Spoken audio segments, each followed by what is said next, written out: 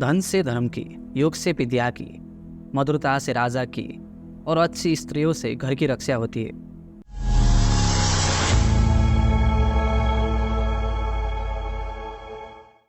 अथ पंचमोध्याय। 5वां अध्याय। ब्राह्मण, क्षत्रिय और वैश्य आदि द्विजों के लिए अग्निहोत्र गुरु के समान आदरणीय है। चारों वर्ण में ब्राह्मण सबसे अधिक श्रेष्ठ और आदरणीय है। स्त्रियों के लिए पति ही गुरु है और घर में आया हुआ अतिथि सभी के आदर सत्कार के योग्य माना गया है। द्विजों का कर्तव्य है कि वो अग्निहोत्र आदि कर्म आधारपूर्वक नित्य करते रहे। अग्निहोत्र से वायुमंडल शुद्ध होता है। मनुष्य के स्वास्थ्य और पर्यावरण के सुधार के लिए हवन, यज्ञ आदि करना आवश्यक माना गया है। ब्राह्मण को पूजनीय इसलिए माना गया है क्योंकि वो सभी वर्णों को विद्या देते हैं। स्त्रियों के लिए पति ही उसका आदरणीय गुरु होता है क्योंकि वही उसका भरण पोषण करता है और उसे सन्मार्ग पर ले जाने में सहायता करते हैं। घर में आए हुए अतिथि का आदर सत्कार सभी लोगों को करना चाहिए क्योंकि वो बहुत थोड़े देर के लिए किसी के घर जाता है। अतिथि देवो भव ऐसा शास्त्र वचन भी है। जिस प्रकार सोने की परीक्षा 4 प्रकार से की जाती है, उसे कसौटी पर घिसा जाता है, काट कर देखा जाता है, तपाया जाता है और कूटकर उसकी जांच की जाती है। उसी प्रकार मनुष्य कितना श्रेष्ठ है, इसकी पहचान भी इन 4 बातों से होती है। चाणक्य के अनुसार इन 4 प्रकारों से की गई परीक्षा में स्वयं को सही सिद्ध करने वाला व्यक्ति ही खरा है। उसकी सज्जनता, उसका चरित्र, उसके गुण और उसका आचार व्यवहार उसके खरेपन की पुष्टि करते हैं। संकट प्रत्येक मनुष्य पर आते हैं, परंतु बुद्धिमान व्यक्तियों को संकटों और आपत्तियों से तभी तक डरना चाहिए जब तक वो सिर पर ना आ जाए। संकट और दुख आने पर तो व्यक्ति को अपनी पूरी शक्ति से उन्हें दूर करने का प्रयत्न करना चाहिए। एक ही माता के पेट और एक ही नक्षत्र में उत्पन्न हुए बालक गुण, कर्म और स्वभाव में एक समान नहीं होते। जैसे बेर वृक्ष के सभी फल और उनके कांटे एक जैसे नहीं होते, उनमें अंतर होता है। चाणक्य ने बेर और कांटों की उपमा एक विशेष विचार से दी है। एक ही बेर के वृक्ष पर लगे हुए सभी फल मीठे नहीं होते। बेर वृक्ष पर कांटे भी होते हैं, परंतु वो कांटे भी एक जैसे कठोर नहीं होते। इसी प्रकार यह आवश्यक नहीं है कि एक ही माता पिता के और एक ही नक्षत्र में पैदा होने वाले बच्चों के गुण, कर्म और स्वभाव एक जैसे हो। उनका भाग्य तथा उनकी रुचियां एक जैसे नहीं होती। माता पिता के एक होने पर भी प्रारब्ध और परिस्थितियों का अंतर तो होता ही है। कोई भी अधिकारी लोभ रहित नहीं होता। श्रृंगार प्रेमी में काम वासना की अधिकता होती है।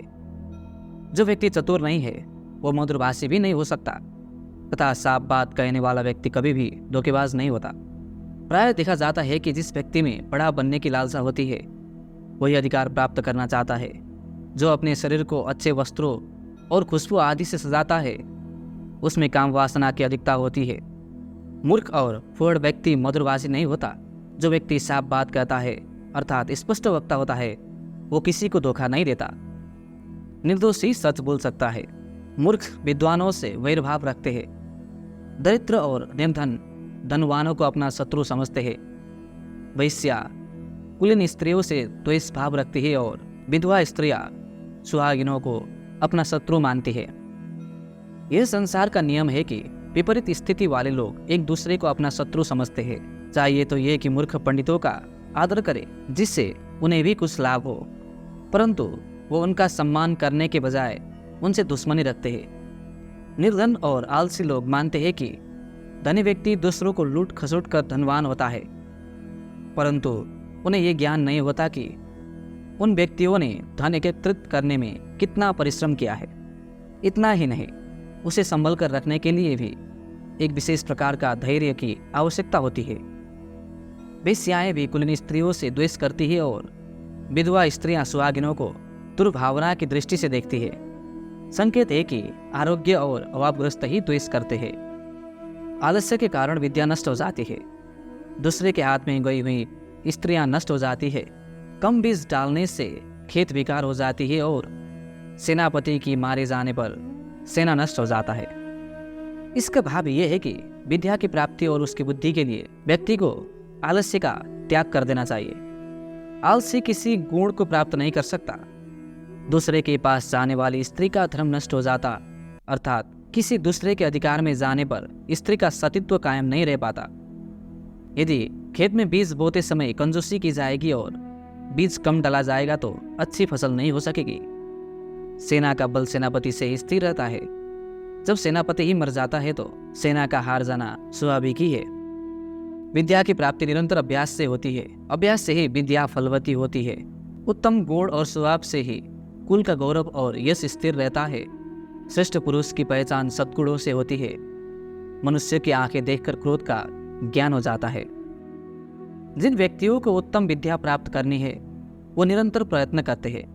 वो यदि बार बार अभ्यास ना करे तो विद्या की प्राप्ति असंभव होती है। किसी कुल का स्थिर होना, उसका यश फैलना, उसका प्रसिद्ध होना, गौरव की दृष्टि से देखा जाना आदि उसके उत्तम गुण, कर्म और स्वभाव के कारण ही होता है। यदि गुण, कर्म और स्वभाव श्रेष्ठ नहीं होंगे तो कुल का गौरव नहीं बढ़ सकता। इसी प्रकार श्रेष्ठ व्यक्ति की पहचान उसके अच्छे गुणों के कारण होती है। किसी व्यक्ति को क्रोधित होने का ज्ञान उसकी आंखें देखकर हो जाता है, क्योंकि क्रोध के कारण व्यक्ति की आंख लाल हो जाती है। धन से धर्म की रक्षा की जाती है। विद्या को युग के द्वार बचाया जा सकता है। मधुरता के कारण राजा को बचाया जा सकता है और अच्छी स्त्रियां घर की रक्षक होती है। धर्म की रक्षा के लिए भी धन की आवश्यकता होती है। धर्म कर्म भी धन के द्वारा ही संपन्न हो सकती है। दूसरों को उपकार करना, दान देना, मंदिर आदि का निर्माण आदि कार्य धर्म मान जाते हैं। विद्या को स्थिर रखने के लिए चतुरता पूर्वक उसका अभ्यास करने की आवश्यकता होती है। इसलिए कहा गया है कि विद्या योगेन रक्षते।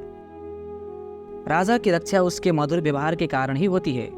यदि शासक क्रूर हो जाए तो प्रजा विद्रोह कर सकती है। इसलिए राजा का कर्तव्य है कि वो मधुर और उदार व्यवहार से अपना राज्य नष्ट होने से बचाता रहे। राजा को अपने प्रजा के प्रति व्यवहार दयालु पूर्ण होनी चाहिए। जब तक स्त्रियों को अपनी सतीत्व का ध्यान रहता है, उनके मन में अपने परिवार की प्रतिष्ठा सर्वोपरि रहती है, तब तक घर बचा रहता है, अर्थात परिवार नष्ट नहीं होता। परंतु जब वह अपनी शील और सतीत्व का परित्याग कर देती है तो वो घर नष्ट हो जाता है। विद्वान व्यक्ति के पांडित्य की निंदा करने वाले, शास्त्रों द्वारा कहे गए श्रेष्ठ आचरण को व्यर्थ बताने वाले, धीर, गंभीर और शांत रहने वाले व्यक्ति को ढोंगी और पाखंडी बताने वाले लोग हमेशा दुख उठाते हैं। इस परनिंदा रूप कार्य से कोई लाभ नहीं होता है। बहुत से लोग अपने स्वभाव के कारण विद्वान पंडितों की विद्वता को व्यर्थ बताते हैं, उनकी निंदा करते हैं। शास्त्रों में बताए गए नियमों के अनुसार आचरण करने वाला व्यक्ति को भी वो व्यर्थ का आचरण करने वाला बताता है। विद्वानों को ढोंगी और शास्त्रों को कल्पित बताते हैं। ऐसा करते हुए विद्वानों या शास्त्रों की सार्थकता को तो नकार नहीं पाते, अपितु लाभ से वंचित हो जाते हैं जो उन्हें मिल सकता था। शांत और चुपचाप रहने वाले की चुप्पी को मूर्खों की भाषा में कमजोरी ही माना जाता है। विद्वान श्रेष्ठ आचरण करने वाले, धीर, गंभीर और शुद्ध व्यक्ति का निंदा से कुछ भी नहीं बिगड़ता। हाँ, निंदक सदैव दुखी रहता है। यदि कोई नदी का जल नहीं पीता तो उससे नदी का क्या घटता है। दान देने से दरिद्रता नष्ट होती है। अच्छे आचरण से कष्ट दूर होती है। मनुष्य की दुर्गति समाप्त होती है। बुद्धि से अज्ञान नष्ट होता है, अर्थात मूर्खता नष्ट होती है और ईश्वर की भक्ति से भय दूर होता है। आचार्य चाणक्य कहते हैं कि दान देने से दरिद्रता नष्ट होती है। अनेक शास्त्रों और संतों ने भी कहा है कि दान दिए धन ना घटे। यदि मन के साथ इसे जोड़ा जाए तो यह कथन और भी स्पष्ट हो जाता है, क्योंकि धनी भी मन से दरिद्र हो सकता है और निर्धन भी श्रीमान। व्यक्ति अच्छे गुणों, नम्र व्यवहार और सुशीलता के कारण अपने कष्ट दूर करता रहता है, क्योंकि सभी व्यक्ति सद्गुणी और सुशील व्यक्ति को आगे बढ़ने की इच्छा रखते हैं। प्रभु सबकी सहायता करने वाला है। जो व्यक्ति नित्य नियम से ईश्वर की प्रार्थना करते हैं वो सदैव दुर्गुणों से बचे रहते हैं। उन्हें ना तो किसी व्यक्ति से डर की आवश्यकता होती है और ना ही वो संकटों के आने पर भयभीत होता है। काम वासना के समान कोई रोग नहीं, मोह से बड़ा कोई शत्रु नहीं, क्रोध जैसी कोई आग नहीं और ज्ञान से बढ़कर इस संसार में सुख देने वाली कोई वस्तु नहीं। अधिक काम वासना में लिप्त रहने वाला व्यक्ति शक्तिहीन होकर अनेक रोगों का शिकार हो जाते हैं। वह काम वासना की पूर्ति के लिए रोगी से संबंध बनाकर किसी रोग की गिरफ्त में भी आ सकता है। व्यक्ति का क्रोध उसके लिए आग का काम करता है। उसका अपना क्रोध उसे जला डालता है। ज्ञान से बढ़कर संसार में सुख देने वाली कोई भी वस्तु नहीं है। जो व्यक्ति बुद्धि और विवेक से कार्य करता है वह सदा सुखी रहता है। मोह को सबसे बड़ा शत्रु बताया गया है। मोह का अर्थ है मूर्छा अर्थात अविवेक। यह बुद्धि को नष्ट कर देता है। जिस प्रकार मनुष्य अकेला ही जन्म लेता है उसी प्रकार अकेले ही उसे पाप और पुण्य का फल भी भोगना पड़ता है। अकेले ही अनेक प्रकार के कष्ट भोगने पड़ते हैं अर्थात अकेले ही उसे नरक का दुख उठाना पड़ता है और अकेला ही वह मोक्ष को प्राप्त होता है। मनुष्य के जन्म और मृत्यु के चक्र में उसका कोई भी साथ नहीं देता। वह जब जन्म लेता है तब भी अकेला ही होता है। जब उसकी मृत्यु होती है तब भी वो अकेला होता है। अतः बार बार जन्म लेने और बनने के चक्र में मनुष्य को अकेले ही भागीदारी करनी होती है। चाणक्य ने मनुष्य के अकेले ही नरक में जाने की बात कही है। नरक और कुछ भी नहीं है, मनुष्य द्वारा भोगे जाने वाले कष्टों का ही नाम है। व्यक्ति अकेला ही इस कष्ट को भोगने के लिए मजबूर होता है। उसके कष्ट में सहानुभूति तो जताई जा सकती है परंतु उसका कष्ट बांटा नहीं जा सकता। यदि वह अच्छे कार्य करता है तो इसी जन्म में जीवन मुक्त की स्थिति को प्राप्त कर लेता है। आचार्य चाणक्य ने यह संकेत दिया है कि सब अकेले ही करना है, इसलिए उत्तरदायित्व को निभाने के लिए हमेशा तैयार रहना चाहिए। दूसरों की ओर क्यों देखना, दूसरों का सहारा लेने की आदत से मुक्त हो, यही श्रेयस्कर है। जिसे ब्रह्मज्ञान है उसके लिए स्वर्ग तिन के समान अर्थात तुच्छ है। शूरवीर के लिए जीवन तिन के समान होता है। जितेंद्रिय अर्थात संयमी व्यक्ति के लिए स्त्री तिन की समान होती है और इच्छा रहित मनुष्य के लिए सारा संसार ही तिन के समान है।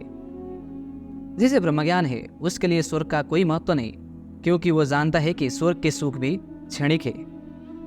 शूरवीर व्यक्ति जीवन की बलि देने से नहीं डरता। उसके लिए अपना जीवन एक दिन के समान है। उसे अपने जीवन में किसी से भी भय नहीं होता। जिस व्यक्ति ने इंद्रियों को अपने वश में किया है उसे नारी अपने वश में नहीं कर सकती। यह नारी का शब्द है सभी भोग पदार्थ। नारी तो उसका प्रतीक मात्र है। इसी प्रकार इच्छा रहित व्यक्ति के लिए सारा संसार तिनके के समान होता है, क्योंकि उसके किसी वस्तु में आसक्ति नहीं होती। आसक्ति ही व्यक्ति व वस्तु को मूल्य प्रदान करती है। विदेश में विद्या ही मनुष्य की सच्ची मित्र होती है। घर में अच्छे स्वभाव वाली और गुणवती पत्नी ही मनुष्य की सबसे अच्छी मित्र होती है। रोगी व्यक्ति की मित्र दवाई है और जो मनुष्य मर चुका है उसका धर्म कर्म ही उसका मित्र होता है।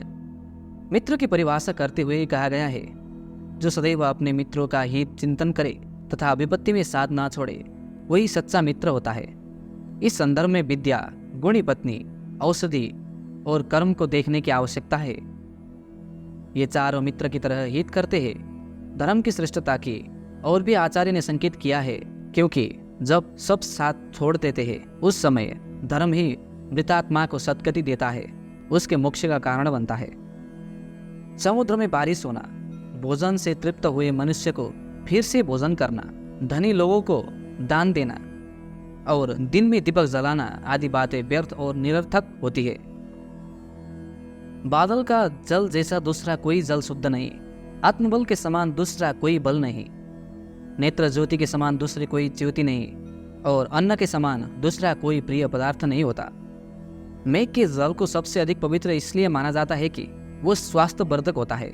जिस व्यक्ति में आत्मबल है अर्थात जो स्वयं पर विश्वास करता है उसमें सभी प्रकार के बलों का सहज रूप में समावेश हो जाता है। आत्मबल क्या शरीर और इंद्रियों के बल से बढ़कर नहीं है? चाणक्य ने नेत्र की ज्योति को सबसे अधिक उपयोगी माना है, क्योंकि नेत्र की ज्योति के बिना मनुष्य के लिए सारा संसार अंधकारमय होता है। अन्न को मनुष्य के लिए सबसे अधिक प्रिय पदार्थ कहा गया है, क्योंकि जब तक अन्न नहीं मिलती तब तक शरीर, मन आदि अपना अपना कार्य नहीं कर सकते। प्राणियों के अन्नमय कोष अर्थात शरीर की पुष्टि तो अन्न से ही होती है। धनहीन व्यक्ति और अधिक धन पाना चाहता है। चौपाए अर्थात चार पैर वाले पशु चाहते हैं कि वो बोल सके। मनुष्य स्वर्ग चाहता है और देवता मोक्ष की कामना करते हैं।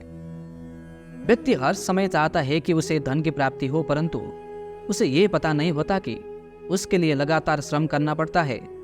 पशु वाणी चाहते हैं ताकि वो अपने मन की बात किसी दूसरे से कर सके। मनुष्य ये भी चाहता है कि उसे स्वर्ग मिले।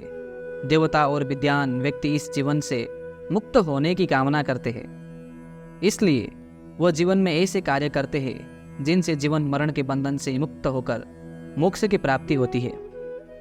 प्राणी मात्र का यह स्वभाव है कि जिसके पास जो नहीं है वो उसकी कामना करता है।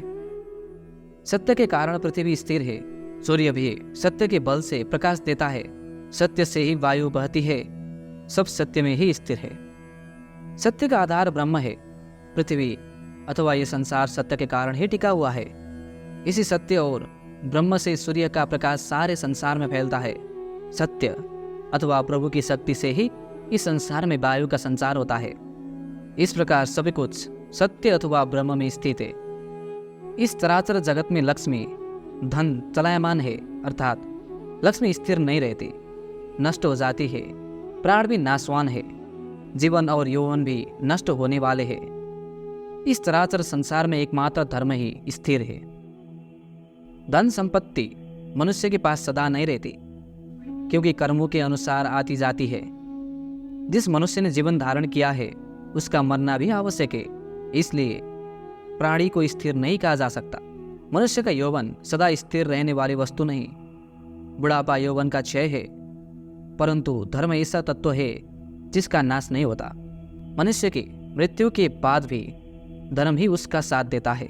शास्त्र की भी मान्यता है कि आते भी हम अकेले ही और जाते भी हम अकेले ही हैं, लेकिन धर्म हमेशा साथ रहता है। आचार्य के अनुसार जो हमेशा साथ रहने वाला है उसकी ओर मनुष्य को ध्यान देना चाहिए।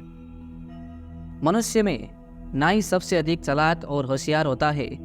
पक्षियों में कौवा, 4 पैरों वाले जानवर में गिद्धड़ और स्त्रियों में मालिन अत्यधिक चतुर होती है। यहाँ जिन जातियों की बात आचार्य चाणक्य ने की है उसे आपत्तिजनक मानना आचार्य के कथन को सही संदर्भ में न समझना की भूल करना है। जो जाति जितनी अधिक सामाजिक होता है उसे इस बात का व्यवहारिक अनुभव होता है कि किस व्यक्ति से किस प्रकार कार्य करवाना है। कुछ बिरादरियों में जो पुरानी परंपराओं का निर्वाह कर रही है आज भी नापित की महत्वपूर्ण भूमिका होती है। पहले शादी विवाह आदि में महत्वपूर्ण निर्णय भी इनके द्वारा लिए जाते थे। ये मीडिएटर का काम करते थे और अपने यजमान के प्रति वफादार होते थे। इनके सामने लोग अपने मन की बात खोलकर भी रख देते हैं। यही स्थिति फूल का व्यापार करने वाली जाति की स्त्रियों की भी है। उनका मेल हर तरह के लोगों के साथ होता था। अपनी बात रखने के बारे में तथा किसी के सवाल का तत्काल जवाब देने में आज भी उनकी कोई बराबरी नहीं है। यहाँ एक बात विशेष रूप से समझने की है कि इस दुनिया में कुछ भी नकारात्मक नहीं है। बुद्धिमान व्यक्ति प्रत्येक वस्तु का, प्रत्येक स्थिति परिस्थितियों का और प्रत्येक संवेग का सही प्रयोग और उपयोग करना जानता है। यही उसकी सफलता का मूल मंत्र है, इसलिए वो विशेष कहलाता है। और ये भी है कि शब्दों का अर्थ रूढ़ की जगह यदि यौगिक रूप में किया जाए तो सर्वसाधारण उसे खींचकर उसी ओर ले जाता जो जनसामान्य में प्रचलित है। इस बारे में तो सभी एक मत से सहमत है कि कुछ शब्दों का एक अर्थ नहीं होता, उसके सही अर्थों को संदर्भ के अनुसार लगाना पड़ता है। जब शब्द का अर्थ भाव के विपरीत हो तो लक्ष्यार्थ को समझने का प्रयास करना चाहिए। 5वां अध्याय समाप्त।